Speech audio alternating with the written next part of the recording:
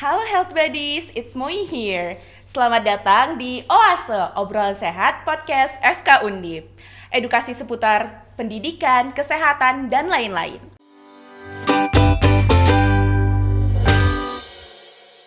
Nah, pada kesempatan kali ini kita mau ngobrol-ngobrol soal isu yang lagi hype banget nih, seputar bahaya merkuri pada ibu hamil. Yang denger-denger sih katanya ada di dalam skincare loh guys.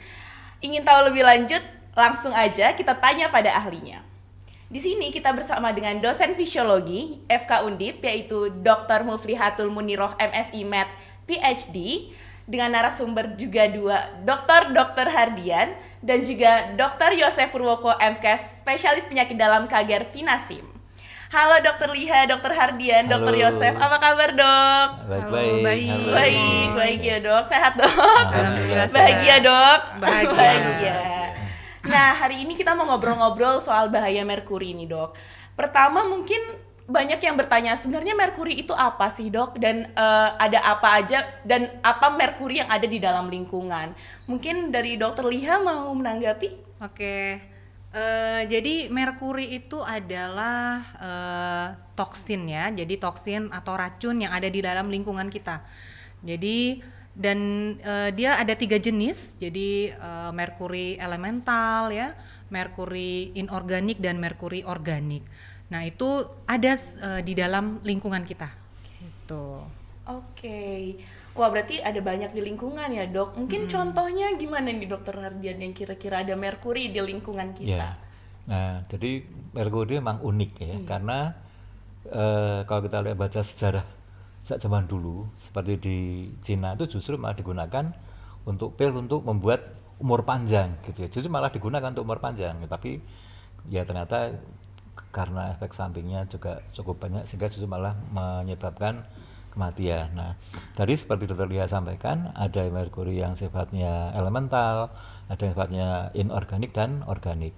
Nah, sekolah yang elemental itu sebenarnya dari pihak pemerintah sendiri, dari pihak Kemenkes itu sudah berusaha untuk mengurangi ya paparan ke masyarakat ya. Seperti misalnya tadi kalau alat kedokteran misalkan itu sudah lagi tidak menggunakan untuk tensimeter, tidak menggunakan yang merkuri, sudah dilarang. Bahkan dulu dokter gigi itu salah satu untuk tambelan juga pakai merkuri. Nah, sekarang sudah dilarang.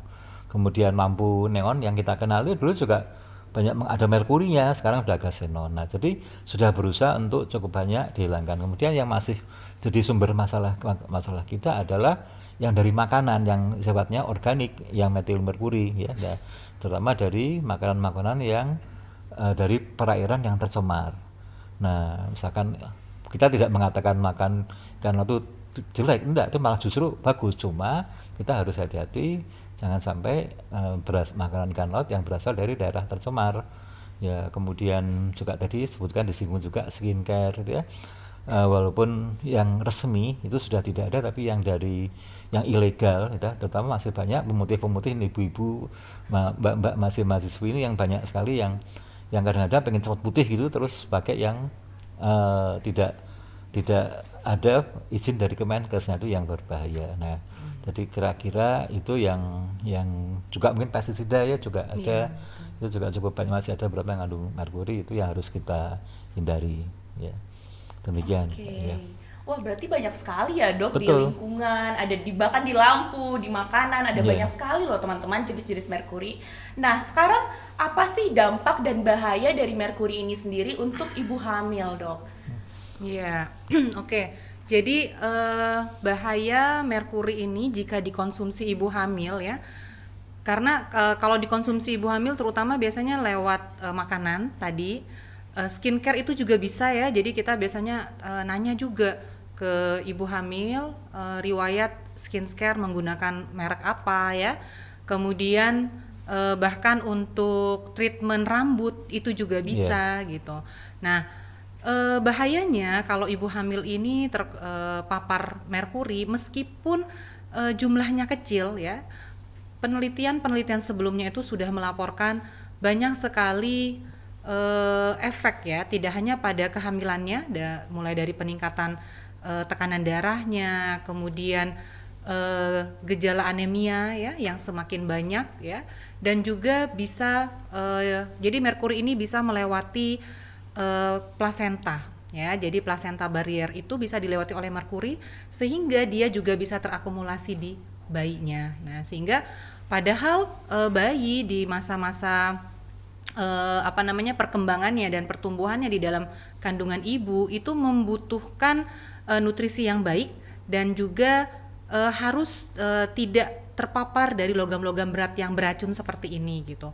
Sehingga walaupun dia jumlahnya kecil, kalau dia terkenanya kepada janin dalam masa pertumbuhannya di dalam kandungan, itu juga bisa menimbulkan beberapa gangguan ya. Dan metil merkuri, jenis merkuri organik yang banyak dijumpai pada makanan ini, dia target organnya adalah otak ya. Jadi bisa dibayangkan pertumbuhan otaknya dari janin itu bisa terganggu ya, dan itu juga mempengaruhi seperti tumbuh kembang ya. Jadi berat badan, tinggi badan gitu, dan tentunya nanti berlanjut dengan neurodevelopmental ya, gangguan neurodevelopmental pada anak gitu.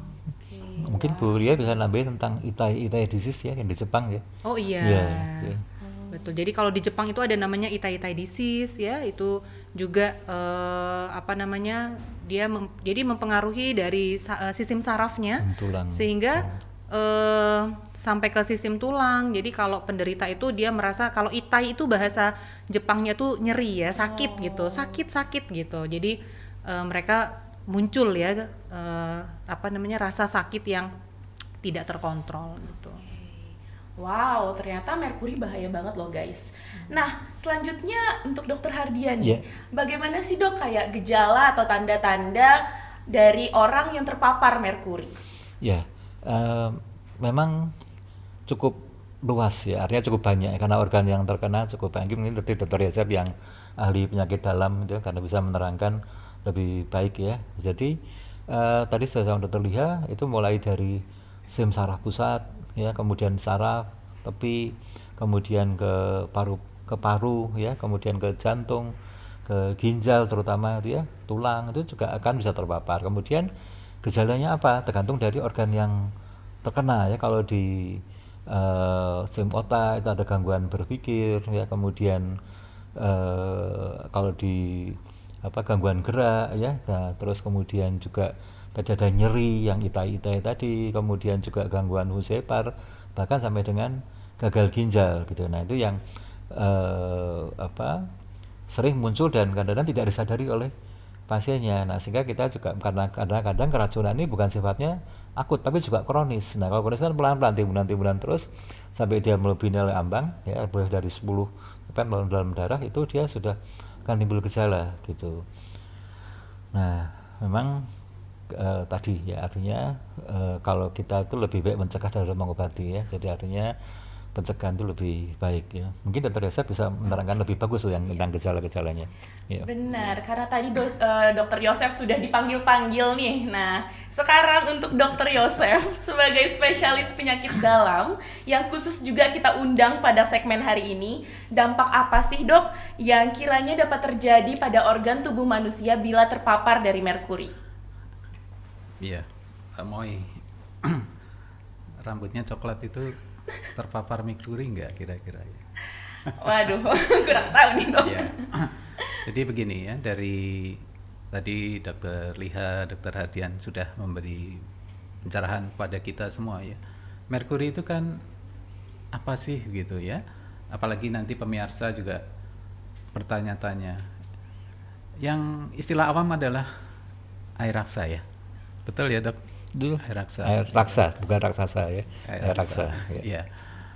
Dulu kita pakai pada termometer itu, sekarang termometer sudah mulai digital ya, tidak kontak.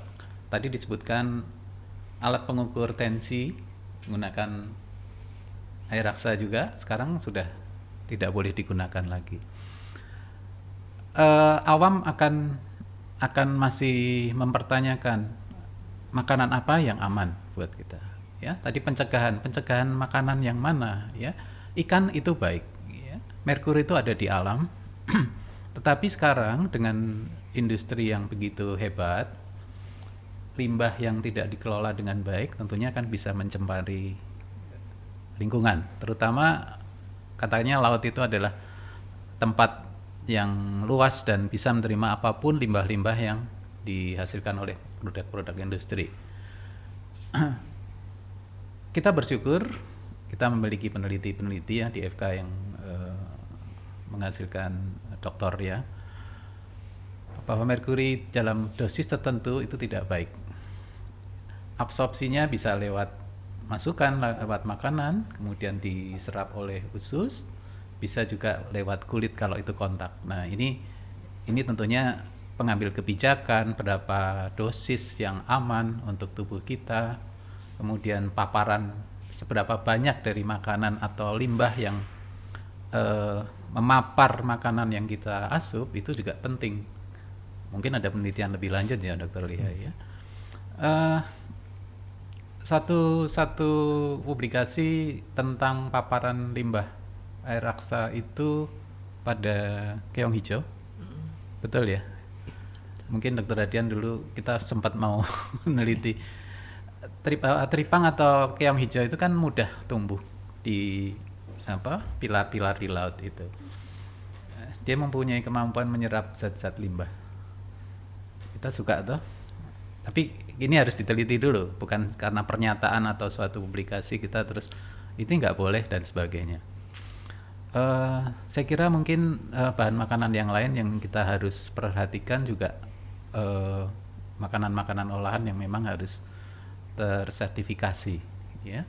Dari sisi internistik sih organ-organ penting yang terutama adalah ginjal sebagai organ ekskresi ya. Kemudian hati atau hepar sebagai organ yang mempunyai salah satu fungsinya adalah detoksifikasi, itu dia akan kerja keras.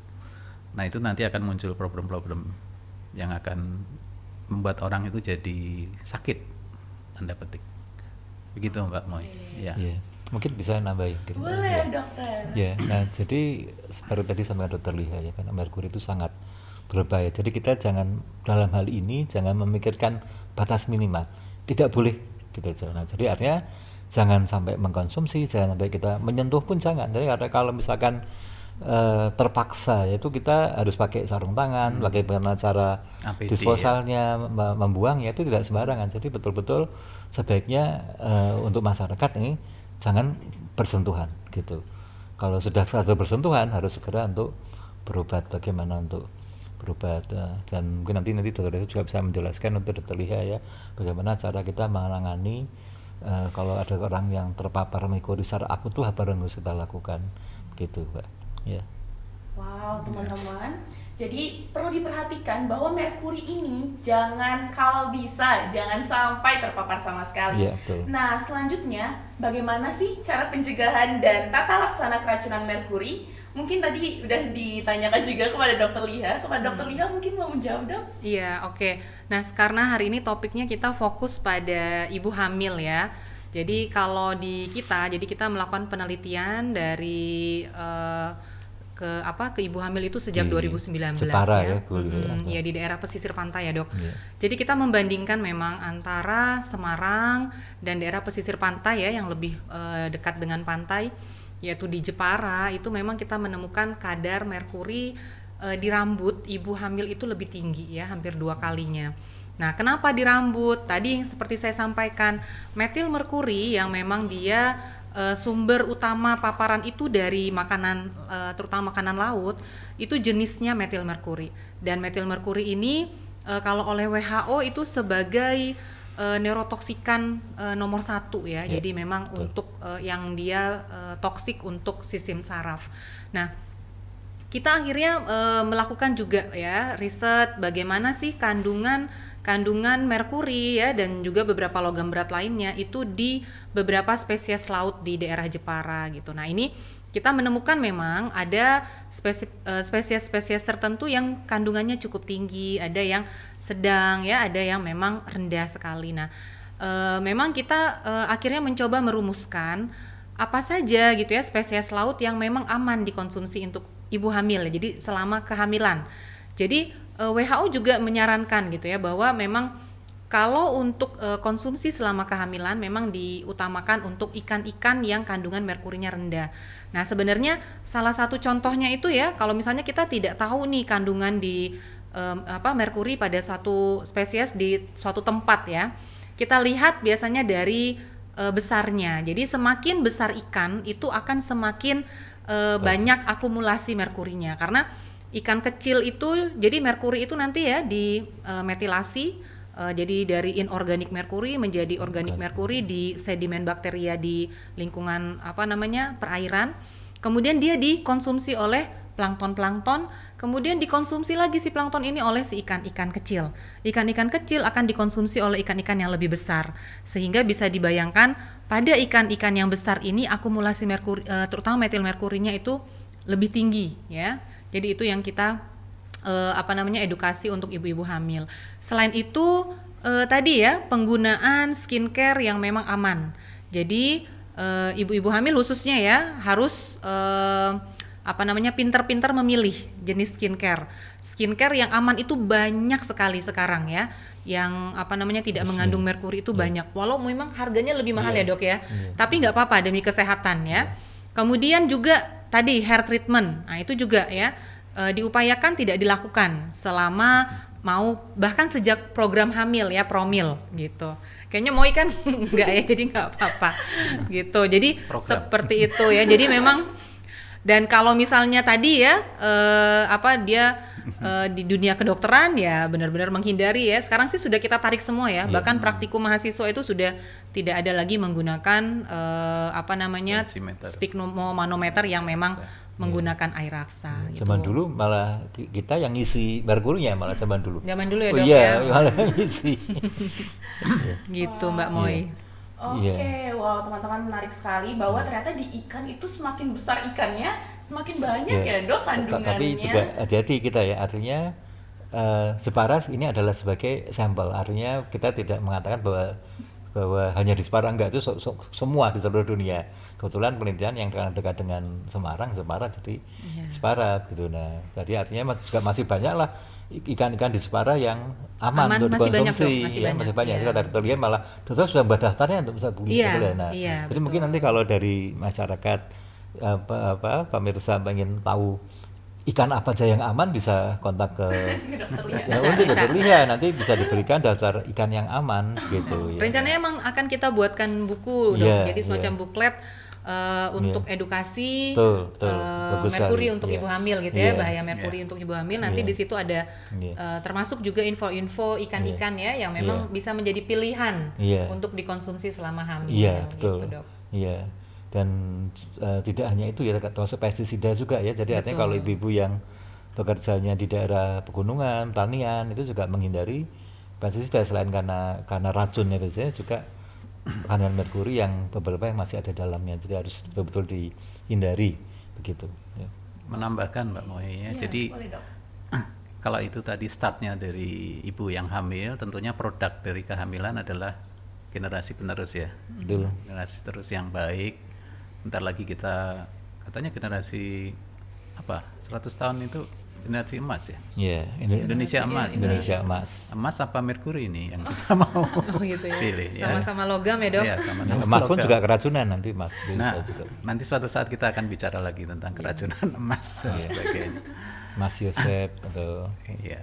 Jadi dari kami yang klinisi itu kadang-kadang juga abai ya hal-hal yang seperti itu, karena tadi disebutkan tampilannya mungkin tidak se-overt atau tampil sebagai kalau infeksi itu demam tinggi, kemudian keluhannya jelas. Ini keluhannya mungkin tidak tampil secara jelas, dan kita itu masih mendiagnosis diferensial ya. Diagnosis bandingnya apa, penyebabnya apa. Konsep kedokteran gitu, cari sebabnya, atasi sebabnya. Simple sebetulnya. Kadang-kadang juga milih gejala penyakit lain ya, seperti kelemahan otot, kemudian nyeri pada persendian, kemudian gangguan gerak gitu ya. Berarti kadang-kadang yang didiagnosis sebagai penyakit lain, padahal sebetulnya keracunan merkuri sebetulnya, tapi tidak terasa. Nah memang prevalensi masih kita, menurut di Indonesia berapa Bu terlihat prevalensi keracunan merkuri? Belum ada datanya. Belum ada datanya. Nah justru itu kita perlu membuat ya dokter Yosep ya. Penelitian lebih lanjut secara epidemiologik mungkin. Ya, yang yang lebih Iya. besar skupnya. Saya kira ya Betul. tujuan kita ngomong itu kan tentunya ada masukan yang lain. Iya. Jadi Begitu. sebenarnya menarik lagi ya dok ya. Tadi seperti dokter Yosef bilang kalau paparan di dosis rendah itu dia memang tidak muncul khas ya. Kalau paparannya tinggi itu ada triase Iya, namanya triase. ya, triase gejala merkuri ini. Iya. Yang pertama gangguan gerak seperti Iya. dokter Yosef sampaikan, kemudian gangguan penglihatan Iya, ya, kabur. dan juga pendengaran. Jadi hearing loss juga dia salah satunya ya. Nah, tetapi kalau low dose ya itu memang tidak jelas ya. Tidak jelas. Nah, tetapi karena kita fokus pada metil merkuri yang memang spesifik ya, organ targetnya itu pada otak ya. Makanya salah satu alasan kita melihat kadarnya itu melalui rambut ya. Jadi kita bisa mengecek ya. Itu akhirnya kita bisa menemukan gitu. Oh, ternyata anak-anak yang memang pada kondisi kehamilan ibunya itu kadar merkuri di rambutnya cukup tinggi, ternyata memang secara antropometri ya untuk pertumbuhannya itu cukup terganggu gitu. Nah, ini kita ada lagi penelitian ya bersama mahasiswa S2 ini di luar Jawa nih dok ya. Salah satu contoh, jadi tidak hanya Jepara ya dok, itu di Kepulauan Riau ya. Jadi memang di sana ada lokasi yang tempat penambangan emas liar gitu. Nah, kalau penambangan emas mereka menggunakan merkuri itu Iya. jelas ya Iya. untuk mengekstrak emasnya Emas, ya. gitu. Nah, ternyata limbahnya dibuang ke sungai, bahkan itu ikan-ikan sungai yang dikonsumsi itu juga ternyata berkorelasi gitu dengan peningkatan kadar merkuri pada rambut anak, dok. Iya. Dan ternyata kadar merkuri rambut anak itu signifikan dia tinggi pada anak-anak dengan anak-anak stunting. Nah, padahal stunting itu saat ini menjadi permasalahan yang cukup serius ya bagi Indonesia gitu. Jadi sekarang kita terus ya melakukan penelitian bahwa memang ya paparan walaupun dalam kondisi yang rendah, tapi terjadi terutama di usia kehamilan ya, periode prenatal itu mengganggu tumbuh kembang anak, dan salah satu yang jelas tampak itu adalah stunting gitu. Iya, Gitu. Stunting kan salah satu program nasional sekarang dari 8 prognas itu. Jadi Wah, jangan penting ini. harus melihat secara komprehensif, tidak bisa hanya melihat dari sisi aspek nutrisi ya, itu menurut saya memang penting ya, tapi Ya. juga jangan lupa ada yang mengganggu proses penyerapan makanan maupun pertumbuhannya sendiri, termasuk di sini yang sudah diteliti oleh Dr. Liha ini adalah tentang keracauan merkuri pada ibu hamil ya. Saya kira ini yang juga harus diperhatikan oleh semua pihak ya. Oke, baik. Nah, tambah lagi nih tugas dan PR kita untuk menjaga bahkan tidak boleh mengonsumsi terpapar sama sekali dengan merkuri. Selanjutnya mungkin closing statement nih, Dok. Kan kita udah ngobrol-ngobrol tentang apa itu merkuri, bahayanya bagaimana. Nah, dari closing statement mungkin boleh dari Dr. Yosef terlebih dahulu. Ya, saya mewakili beberapa teman ya, terutama klinisi yang menangani orang yang sudah terpapar. Tentunya tidak mudah kami memberikan obat atau antidotum. Tidak semua ready. Ya, karena apa? Karena diagnosisnya tidak mudah, begitu ya. Maka pencegahan itu menjadi penting. Edukasi menjadi salah satu aspek dari prevention. Kemudian kalau sudah tahu, tentunya aspek promosi, ya, kuratif, rehabilitatif itu kalau sudah terjadi, dan kadang-kadang kita sudah gelo gitu ya. Kok kita tidak dulu-dulu aja ya dicegah, begitu. Itu dari bidang kami. Mungkin yang lain bisa menambah. Ya, Bu, ya lihat dulu. Boleh ditambahkan, Oh iya, Yang Dr. oke. istilah yang Terkhususnya ahlinya, untuk ibu hamil yang ya. ahlinya, Iya, iya. betul ya. Ahlinya. Iya, jadi ini bareng-bareng sebenarnya ya dengan para senior di Faal ini kita belajar bareng. Jadi memang paparan merkuri ini jangan sampai menunggu dia dosis yang terlalu tinggi ya gitu. Ada kejadian di Jepang itu namanya lokasinya itu ya di Minamata. Jadi Minamata itu salah satu bagian di Kumamoto Prefecture di Pulau Kyushu. Nah, waktu itu mereka terjadi paparan limbah ya dari salah satu pabrik yang kena di Minamata Bay ya. Nah, di Minamata Bay itu padahal dia menjadi sumber protein, terutama ikan-ikanan ya, seafood itu di sana. Sehingga pada tahun tersebut banyak sekali penduduk di daerah Minamata itu mengalami gangguan tadi ya, trias tadi ya, gangguan gerak, gangguan mata hingga gangguan pendengaran. Nah, akhirnya itu terkenal dengan penyakit Minamata ya. Selain yang itai-itai disease tadi. Nah, kita berharapnya di Indonesia tidak terjadi gitu. Jadi memang pemerintah perlu membuat regulasi yang aman ya, terutama untuk pembuangan limbah-limbah gitu. Dan laut itu kita itu kan salah satu negara maritim ya. Nah, jangan sampai kita sebagai negara maritim ini malah menjadi sumber paparan gitu. Padahal kita inginnya kita mendapatkan sumber protein yang baik ya dari laut tadi gitu. Jadi kalau bisa memang ada regulasi yang baik ya dari pemerintah untuk melakukan beberapa hal pencegahan.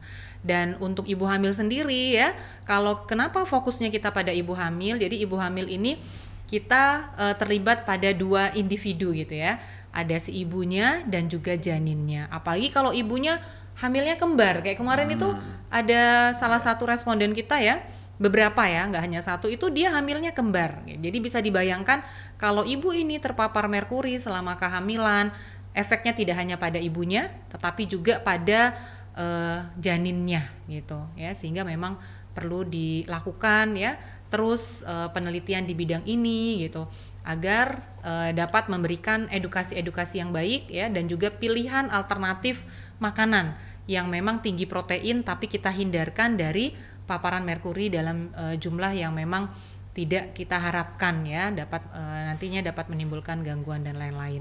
Dan harapannya juga ya tadi gangguan-gangguan pertumbuhan seperti stunting juga bisa teratasi, salah satunya dari penelitian-penelitian di bidang logam berat ini, terutama merkuri. Mungkin itu gitu Mbak Moi. Wow, udah dapat 2 pesan penting nih. Sekarang kita dengar dari Dokter Hardian. Apa nih Dok?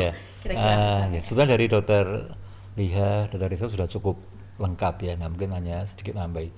Jadi artinya kita perlu menumbuhkan kewaspadaan ya, kewaspadaan kita harus jangan abai terhadap lingkungan kita ya. Jadi yang sementara ini kan buang plastik nggak boleh, tapi jangan tidak cuma itu. Jadi kita juga harus perhatikan, oh ini terutama kalau saya ada wanita sedang hamil ya, ini saya hati-hati sama makanan, harus cek makanan yang aman apa saja. Mungkin nanti dari tim dari Dokter Lia bisa memberikan tadi bukletnya ya, ini yang ikan yang aman, cara kalau mencegah keracunan gimana. Jadi artinya perlu dipikirkan mulai sekarang, tidak hanya apa yang maksud, tapi tidak hanya mau makan apa, tapi juga harus perhatikan makan ini baik enggak untuk saya gitu ya. Kemudian yang kedua juga dari terus terang harus dari pemerintah juga ya, artinya dari pemerintah terutama lebih pencegahannya atau mungkin secara epidemiologi surveillance-nya, jadi pengukuran kadar merkuri, logam berat, air raksa dan logam berat sebagainya itu harus secara rutin, jangan sampai kecolongan seperti misalkan yang lalu ada kandungan zat berbahaya pada obat sirup anak, itu kan sebenarnya kecolongan sebetulnya kalau kita bilang ya. Nah, jadi jangan sampai ini terjadi. Jadi artinya secara rutin memeriksa di setiap pantai-pantai, di sumber-sumber nutri, atau bahkan di hasil tangkapan dari nelayan itu juga dicek, di sampling. Jadi biar ketahuan kalau memang ada tinggi, jangan dikonsumsi oleh masyarakat ya. Demikian Mbak Mai, terima kasih ya. Nah, tapi kan kita tidak bisa tahu ya kalau sudah terpapar bagaimana. Nah, bila sudah terpapar nih Dok, apa sih tindakan atau penanganan pertamanya, dan bagaimana, apakah ada suplemen ataupun vitamin yang dapat dikonsumsi dengan segera? Mungkin dari Dokter Hardian terlebih dahulu. Jadi kalau paparan yang secara akut ya, artinya nggak sengaja gitu ya, ketemu sama bola-bola merkuri terus ya, ini apa, pegang bola merkuri ya. Merkuri itu kan seperti logam tapi dia sifatnya cair ya. Kalau kita terpapar itu bagaimana? Yang jelas kalau kita terpapar di kulit ya, kalau kita atau ada paparannya dulu, harus segera kita singkirkan. Nah, menyingkirkan juga jangan ambil pegang gitu enggak, tapi kita harus pakai karton, pakai plastik yang keras gitu, kita ambil kemudian taruh di wadah plastik atau tisu, kemudian digulung gitu ya, dilipat, kemudian juga buangnya jangan buang ke tempat sampah, tapi kita serahkan ke pihak yang berwenang, antara ke rumah sakit atau ke siapa gitu ya. Nah, jadi artinya jangan buang sembarangan. Satu, singkirkan dulu paparannya. Nah, kemudian kalau terkena kulit begitu bagaimana? Kita cuci. Kita segera cuci dengan sabun, kita bersihkan ya, sehingga tidak ada apa lagi, dan kemudian segera untuk berobat kalau memang untuk ada hal yang lain yang mengganggu, karena juga bisa menyebabkan iritasi juga. Kemudian kalau dari makanan gimana? Makanan kita bisa pakai karbon aktif gitu ya. Karbon aktif atau apa namanya? Apa Pak Isam namanya? Norit ya, pakai norit ya, kayak karbon aktif. Jadi itu juga bisa mengikat juga. Kalau dari saluran pernapasan gimana? Satu juga sama, juga kita menghindari, kemudian segera untuk berobat, karena sudah masuk pernapasan memang ya sudah di dalam ya, susah ya, mau disogrok-sogrok nggak bisa ya, kita memang harus segera menghindari dan kemudian segera berobat. Nah, kemudian karena dia juga itu yang terjadi secara akut ya, dari akut sekarang yang penting membuang itunya ya. Nah, kemudian kalau untuk vitamin mungkin Bu Dr. Lia yang punya pengalaman untuk ini Bu Lia, yang untuk ibu hamil bagaimana Bu Lia ya? Iya, jadi memang kita ikut meneliti. Jadi penelitian kita waktu itu membuktikan bahwa salah satu suplemen yang memang bisa dikonsumsi ya untuk mengikat merkuri ini itu adalah antioksidan NAC ya, N-acetylcysteine. Nah, dan ini sebenarnya NAC ini merupakan suplemen yang juga sudah common ya untuk orang-orang itu untuk mengkonsumsi, dan itu boleh gitu. Kalau ditanya dosisnya berapa, ikuti saja dosis harian yang memang dianjurkan ya untuk dikonsumsi. Itu NAC ini salah satu chelating agent yang memang bagus sekali untuk mengikat merkuri, sehingga nanti dia istilahnya dia mengikat sehingga tidak terakumulasi di tubuh kita gitu. Ini salah satunya, dan sebenarnya sih Indonesia juga kaya herbal. Nah, ini saya juga mungkin nanti memberi masukan juga ya, insight buat teman-teman terutama yang bergerak di bidang herbal. Herbal kita di Indonesia itu kaya sekali dan sangat tinggi antioksidan. Mungkin sekali banyak gitu ya herbal-herbal di Indonesia ini yang masih bisa dikembangkan. Salah satunya untuk tindakan preventif ya untuk paparan merkuri ini. Gitu Mbak Moy. N-acetylcysteine ya tadi. Ya, dong. N-acetylcysteine. Itu nggak salah juga di Dulu COVID ya, di COVID untuk untuk obat pengencer dahak ya. dahak itu bisa fungsi lain. Jika sebetulnya dia punya fungsi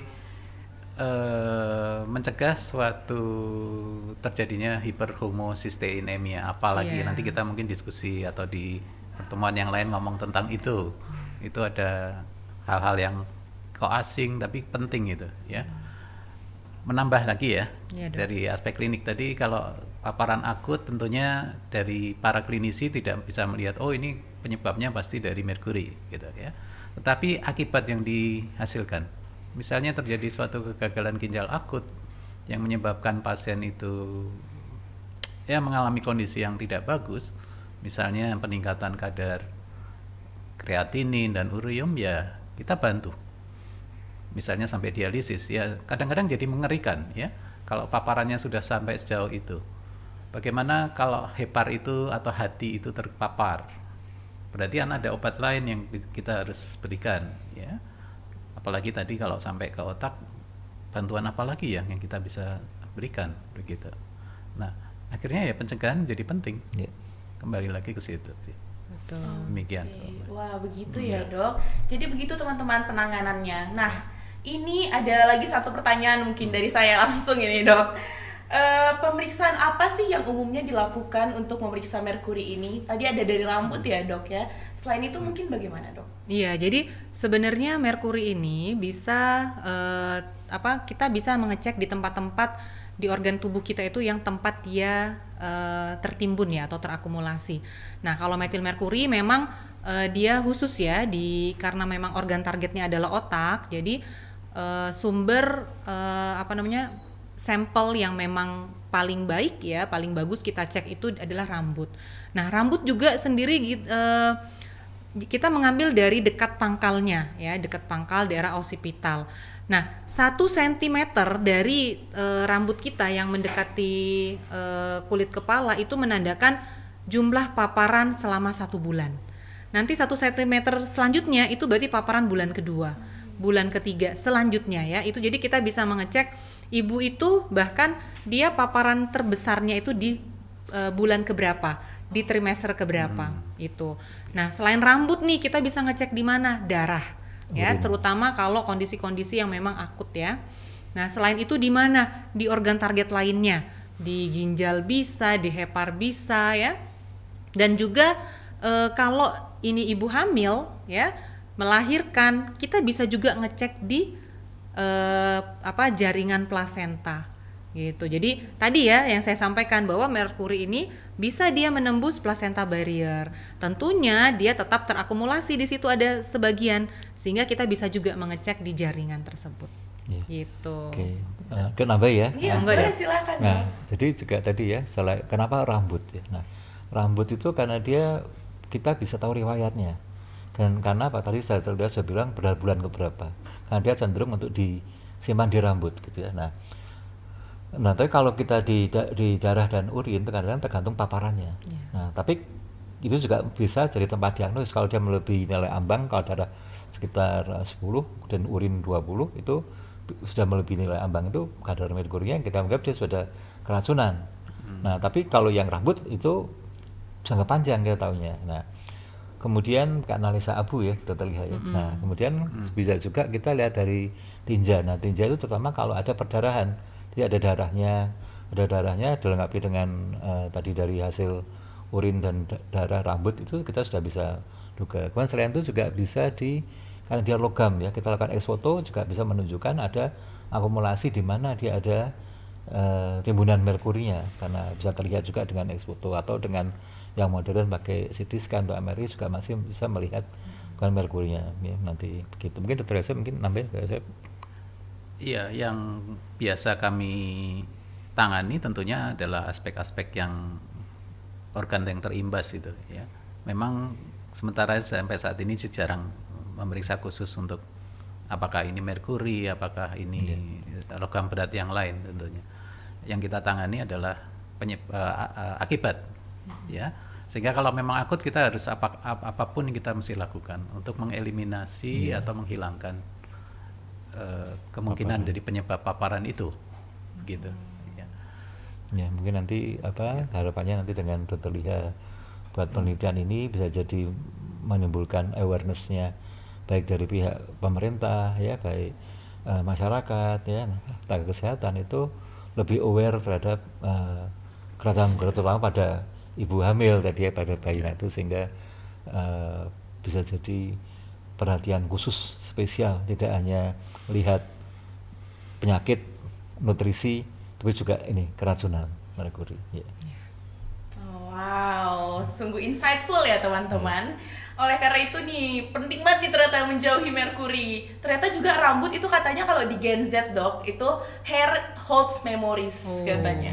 Jadi anak-anak zaman sekarang tuh kalau potong rambut berarti lagi sedih, depresi, stres gitu. Harus ditambah berarti hair hold mercury, not only yang baru teman-teman, hair hold mercury. Jadi tidak hanya memori tapi juga mercury gitu.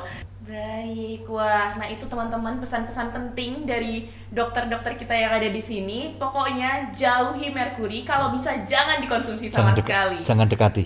Jangan dekati juga merkuri, dekatilah aku. Ya, aduh. Ya, habis ini nanti. Nah, terima kasih Dokter Liha, Dokter Hardian, dan Dokter Yosef atas waktu dan ilmunya. Semoga bermanfaat buat kita semua. Last but not the least, jangan lupa subscribe, like, dan komen. Kita harus bahas apa lagi nih ke depannya. Itu dulu dari aku. Bye-bye. Dadah, Dok. Dadah. Masih.